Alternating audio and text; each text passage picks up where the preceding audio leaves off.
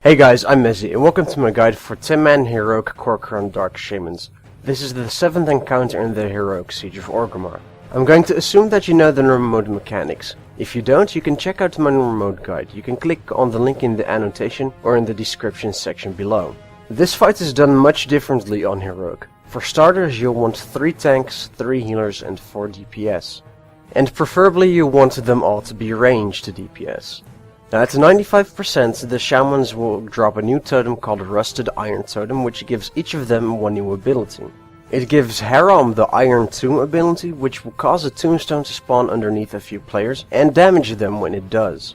There will be an earth cracking animation before they do though, so you can and should move out before they spawn. Cardris gains the Iron Prison ability, which puts debuff on 2 players, and after a minute it will deal 100% of their health as physical damage. You will need to use absorption spells such as shields and damage reduction cooldowns to deal with this. When you start the encounter, focus down the wolves first. Have the ranged start to the left so that the tombstones can be dropped there, and once the wolves are down you'll split into 2 groups. 2 tanks and 2 healers will take Haram as far up the ramp towards General Nazgrim and fight from there on out. I'll discuss this group later on. The second group should be 1 tank, 1 healer and 4 DPS. Have everyone grouped up on the left so that the toxic tornadoes that spawn will spawn behind the boss. When the toxic storm is cast, move as a group forward and keep doing so around the room. You want to make sure that the group is never blocked by any of these tornadoes. When the oozes from the foul geyser spawn, kill them as you normally would.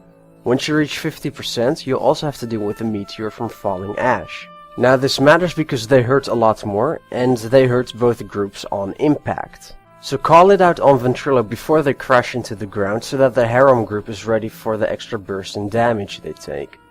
The fight will just be a rinse and repeat of dealing with the tornadoes, oozes, iron tombs and meteors from here on out.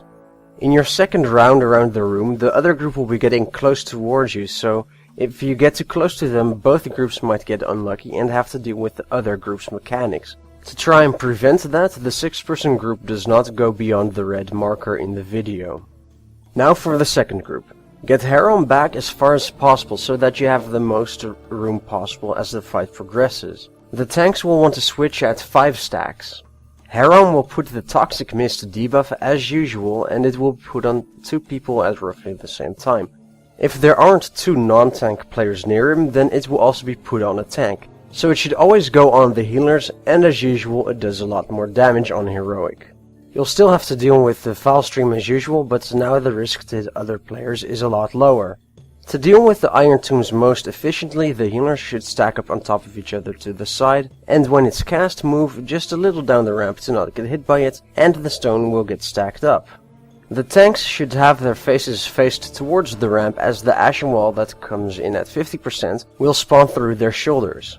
This means that each time a wall is cast, you will go a bit down the ramp and make use of the ramp most efficiently. The damage is pretty intense, especially because you're also still dealing with the meteor impact damage, so healers need to be ready for a tough ride.